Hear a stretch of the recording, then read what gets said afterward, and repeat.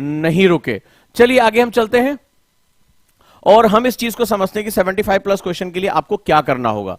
Prelims में अगर हम बात करें तो हमारे जो सेगमेंट हैं वो बहुत इंपॉर्टेंट हैं, राइट। और यहां पर अगर हम चीज करें तो आप जैसा जानते हैं कि आपको जीएस और सीसैट दोनों पेपर आपको पढ़ने हैं, जीएस और सीसैट, ये जो सेगमेंट है वो आपके लिए बहुत इंपॉर्टेंट हो जाते हैं, जिसमें सीसैट जो है वो क्वालिफाइंग है, यानी आप इसमें जो है मिनिमम मार्क्स प्राप्त करके अगली चरण में जा सकते हैं, लेकिन ये भी बहुत सीरियस कंसर्न है।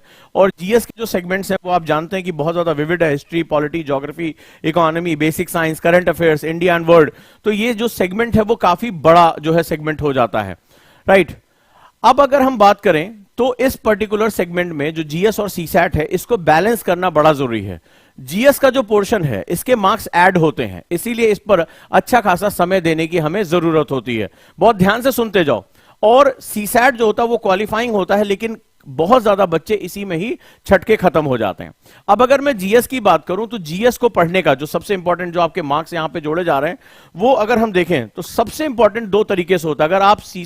अगर आप प्री क्वालिफाई करने जा रहे हैं, प्री क्वालिफाई करना चाहते हैं, तो मैं आपसे बताता हूं कि आपकी सबसे बड़ी गलती क्या होती है। आप सबसे बड़ी गलती क्या करते हैं? आप सबसे बड़ी गलती अभी आप करेंगे, जैसे आप जाएंगे और बुक्स खरीद लेके चले आए, ठीक है, आप बुक्स लेकर चले आए, अच्छी बात है। और अभी मैंने कई बच्चों से बात की, उन्होंने कहा सर मैंने अभी प्रीलिम्स के लिए ध्यान देना बंद किया, अभी नहीं करेंगे सर, फरवरी में करेंगे, राइट। अब वहां पर क्या होता है, अभी हम मेंस की तैयारी कर रहे हैं, बढ़िया, चलिए अच्छी बात है। तो इस दौरान वो जो अपना टाइम टेबल बना रहे हैं उस टाइम टेबल में वो प्रीलिम्स के लिए टाइम नहीं दे रहे हैं, ठीक है, नहीं दे रहे हैं। मैं ये नहीं कहूंगा कि आप 100% टाइम दें, आप मेंस की तैयारी कर रहे हैं, ऑप्शनल की कर रहे हैं, करिए, लेकिन प्रीलिम्स के लिए 1 घंटा या 2 घंटा निकालना शुरू कर दीजिए, खासतौर पे हिस्ट्री, ज्योग्राफी, पॉलिटी, इकोनॉमिक्स और साइंस के लिए। इसमें से कोई भी अपने पोर्शन मंथ वाइज आप जो है इसको डील कर सकते हैं। अब इसमें आप जो है वो जब टाइम निकालते हैं, ध्यान से समझिएगा, तो आप एक ओरिएंटेशन करते हैं। प्रीलिम्स क्या होता है पहले ये समझो, ठीक है। जैसे मान लो आप पॉलिटी पढ़ रहे हो, तो मेंस की पॉलिटी और प्रीलिम्स की पॉलिटी में कोई अलग अलग किताबें नहीं आती हैं। बेसिकली प्रीलिम्स जो होता है, समझने की कोशिश करना, मैं जो तुमसे कह रहा हूं, प्रीलिम्स में जो है ऑब्जेक्टिव, जिसे हम लोग कहते हैं ऑब्जेक्टिव नेचर का होता है। ऑब्जेक्टिविटी किसे कहते हैं, यानी विकल्पिता किसे कहते हैं? तो वैकल्पिक क्या होता है? वैकल्पिक का मतलब होता है कि आपने जो चीजें पढ़ी हैं, ठीक है, ये जो पेपर होता है उसमें आप रीजनिंग कितनी कर सकते हैं। रीजनिंग का मतलब होता है आप कारण कथन के बारे में कितना जानते हैं। अब जो मैं बात कह रहा हूं उसकी गहराई को समझने की कोशिश करना कि ऑब्जेक्टिव क्या होता है। ऑब्जेक्टिव का मतलब होता है व्हाट डू यू वांट, और आप उस सेगमेंट को लेकर कितनी रीजनिंग कर सकते हैं, that is also very important, ठीक है। आप इसमें कितनी रीजनिंग कर सकते हैं, वेरी इंपॉर्टेंट। रीजनिंग का मतलब क्या होता है? रीजनिंग जो वर्ड है वो रीजन से निकल कर आया। अब जब ध्यान से समझना, अगर आपसे कोई भी चीज पूछी जा रही है, मान लीजिए कि पूछा जा रहा है कि भैया ये जो फलाना बुद्ध की शिक्षाओं का भारतीय दर्शन पर क्या प्रभाव पड़ा, तो ये बेसिकली वो जानना चाहता है कि क्या तुम पढ़ते समय तुमने इसके जो है वो वैकल्पिकता के बारे में आपने जानकारी ली, यानी आप इसकी रीजनिंग, यानी इसके रीजंस को आप आइडेंटिफाई कर पाए, आपका दिमाग इसके रीजंस को आइडेंटिफाई कर सकता है। और जब आप रीजंस को आइडेंटिफाई करते हो तो आपके सामने कई विकल्प आते हैं, और वो ये कहता है कि जो सबसे बेहतरीन विकल्प है, जो इस कथन के अकॉर्डिंग है, बड़े ध्यान से समझना, जो सबसे बेहतरीन विकल्प है, जो सबसे बेहतरीन ऑप्शन है इस स्टेटमेंट के अकॉर्डिंग, उसको चुनकर हमें बता दो, उसको चुनकर हमें बता दो। या एक से ज्यादा अगर विकल्प हो रहे हैं तो उनका समुच्चय बनाओ, यानी उनका जो है कॉम्बिनेशन बनाओ, और जो बेस्ट ऑप्शन निकल कर आ रहा है वो हमारे सामने रखो। इसीलिए तुमने देखा होगा यूपीएससी प्रीलिम्स में पहले एक क्वेश्चन रखते हैं, नोटिस किया है? क्वेश्चन रखते हैं, फिर उसके बाद उसके कुछ ऑप्शंस रखते हैं, फिर ऑप्शंस रखने के बाद उसका कॉम्बिनेशन रखते हैं कि 1 2 3 सही है, 3 4 सही है, या 1 और 2 सही है। तो आपने देखा होगा इस तरह से कॉम्बिनेशन रखे जाते हैं, यानी पहला एक क्वेश्चन, फिर क्वेश्चन से संबंधित कुछ कथन यानी स्टेटमेंट, और स्टेटमेंट से संबंधित कुछ क्या होते हैं, विकल्प रखे जाते हैं। तो तुम सोच के देखो कि ऐसा क्यों किया जाता है। बेसिकली ये रीजनिंग का पूरा सेगमेंट होता है, इसीलिए सीसैट बड़ा इंपॉर्टेंट हो जाता है। ये आपकी रीजनिंग कैपेसिटी को बढ़ाता है। वो तुमसे कुछ फैक्ट नहीं पूछ रहे हैं, तुमने देखा होगा प्रीलिम में फैक्ट नहीं पूछ रहा है कि भैया पानीपत की लड़ाई कब हुई, फलाना जो है कब राजा बना, कुछ नहीं आपसे पूछता है। पृथ्वी की त्रिज्या कितनी है, ये क्वेश्चन कहां तुम्हें देखने को मिलते हैं, राइट।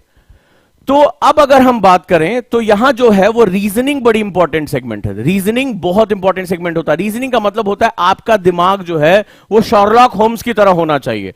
शर्लॉक होम्स क्या करता है? अगर शर्लॉक होम्स को आपने पढ़ा होगा, या जासूसी ब्योमकेश बख्शी को आपने पढ़ा होगा, बड़े ध्यान से सुनना, नहीं तो तुम प्रीलिम्स कभी क्वालिफाई नहीं कर पाओगे। तुम्हें लगेगा कि किताबें या फैक्ट रटने से प्रीलिम्स निकल जाएगा। कई बच्चों ने मुझसे क्वेश्चन किया, सर किसी किताब का नाम बता दीजिए जिससे प्रीलिम्स निकल जाए। ऐसी कोई किताब बनी नहीं बेटा, अभी तक कोई नहीं बनी है। तुम्हें अपने माइंड को रीजनिंग की तरफ लेकर जाना पड़ेगा। ये बहुत गहरी बात मैं आपसे कह रहा हूं।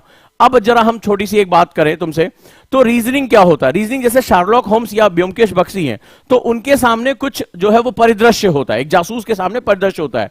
वो क्या करता है, उनको कॉम्बिन करता है कि आप जो है कॉम्बिनेशन में लेकर जाता है और फिर डिडक्शन करता है। तो कॉम्बिनेशन और डिडक्शन यानी एनालिसिस और सिंथेसिस, कि अगर ये यहां है, ये यहां है, फिंगरप्रिंट यहां है, वो यहां था, तो ये कातिल होगा।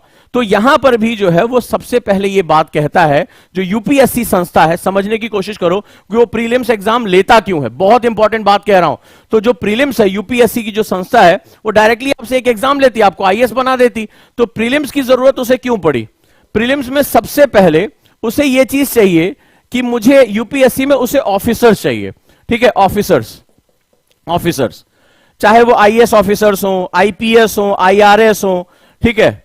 तो ये जो है वो सारे ऑफिसर्स उन्हें चाहिए होते हैं। अब जरा ध्यान से देखो, इस एग्जाम की रिक्वायरमेंट है, उन्हें बेहतरीन ऑफिसर चाहिए, ब्यूरोक्रेट चाहिए जो ये काम कर सके। अब जरा देखो, यूपीएससी कहता है कि जो इनका वर्क है वो एक ग्राउंड में है, एक समाज के भीतर है। जैसे मान लो एक आईपीएस ऑफिसर है, मेरा एक स्टूडेंट है, तो अब क्या हुआ कि उसको मादक द्रव्य पकड़ने थे, तो उसने ट्रेसिंग की प्रॉपरली कि कहां से आ रहा है, कहां से इनपुट आ सकता है। एग्जैक्टली नहीं पता था कहां कहां आ सकता है, कौन लोग हो सकते हैं, तो उसने दिमाग पूरा लगाया, जाल बिछाया और फिर उसने जो है उसको ट्रेस करके पकड़ लिया।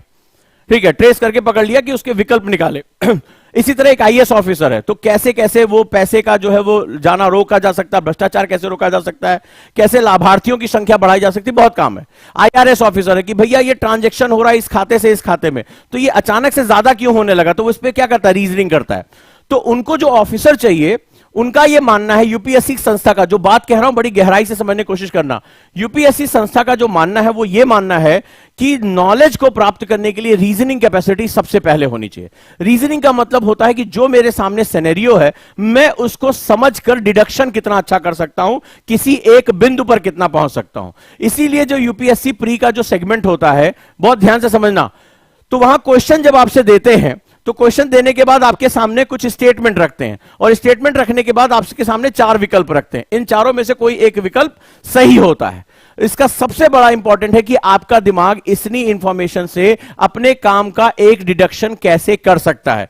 बेसिकली इसका संबंध, जो प्रीलिम्स होता है, इसका संबंध मानसिक योग्यता यानी कि मेंटल कैपेसिटी के साथ होता है, कि आपकी मेंटल कैपेसिटी कैसी है। आप उस दिए गए सिचुएशन में प्रेजेंट रहकर, फिर से कह रहा हूं, आप उस दिए हुए सिचुएशन में प्रेजेंट रहकर कैसे अपना आउटपुट दे सकते हैं। जैसे बोधगम्यता का क्वेश्चन है, कंप्रीहेंशन का, तो आपके सामने एक अनसीन पैसेज आता है जो आपने पहले नहीं पढ़ा है, तो आपको उसमें एक लिया होता ऊपर कि आपको जो इसका जवाब देना है इसी पैसेज के अकॉर्डिंग देना है, इसी पैसेज के अनुरूप देना है। तो जब आप इसी पैसेज के अनुरूप उसका जवाब देते हैं तो आप क्या हो जाते हैं, उसमें जो है करेक्ट आंसर की तरफ चले जाते हैं।